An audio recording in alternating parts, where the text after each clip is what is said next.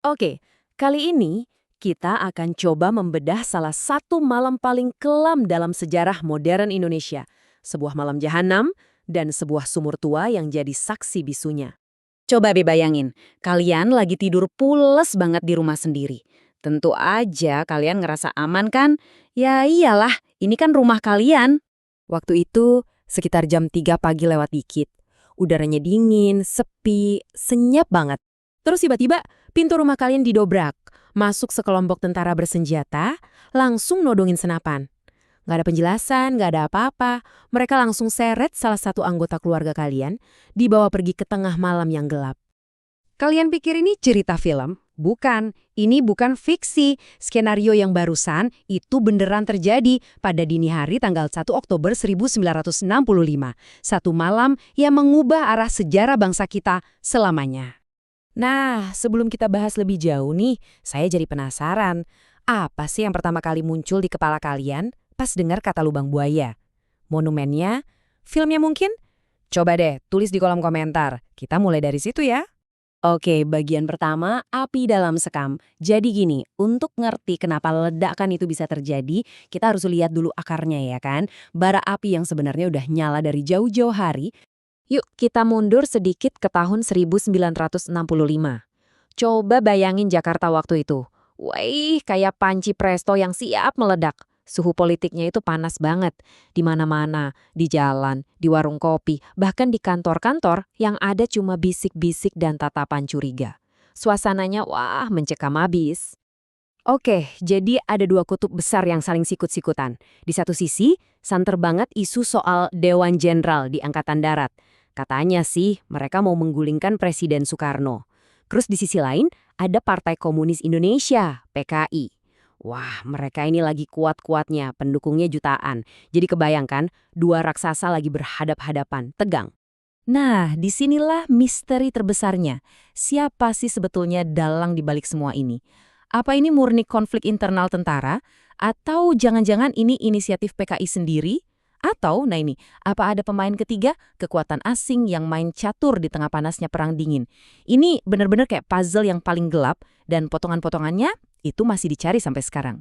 Oke, lanjut ke bagian 2. Jejak menuju sumur tua.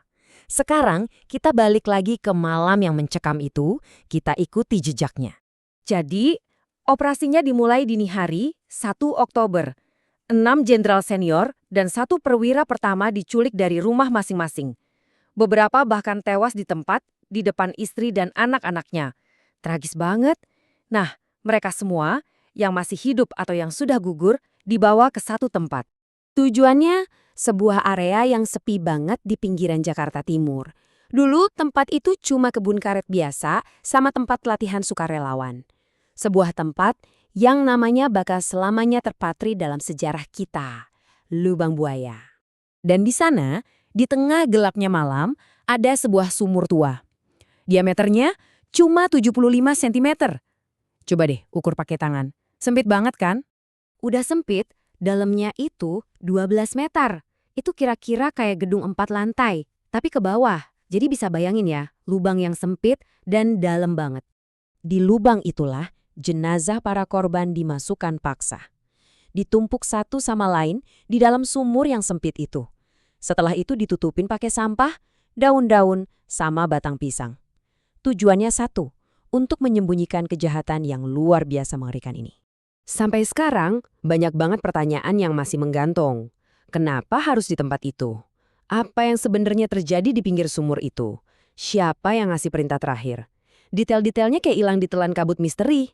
Apalagi kesaksian di pengadilan Mahmilub bertahun-tahun kemudian itu saling bertentangan. Bikin semuanya makin abu-abu. Lanjut ke bagian 3, tsunami darah setelahnya. Karena tragedi ini, ternyata nggak berhenti di sumur itu.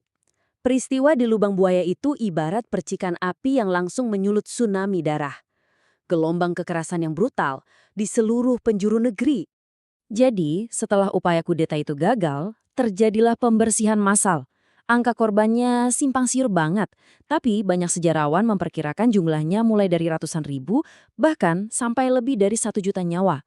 1 juta? Lalu siapa aja korbannya? Mereka itu orang-orang yang dituduh atau dicap punya hubungan sama PKI.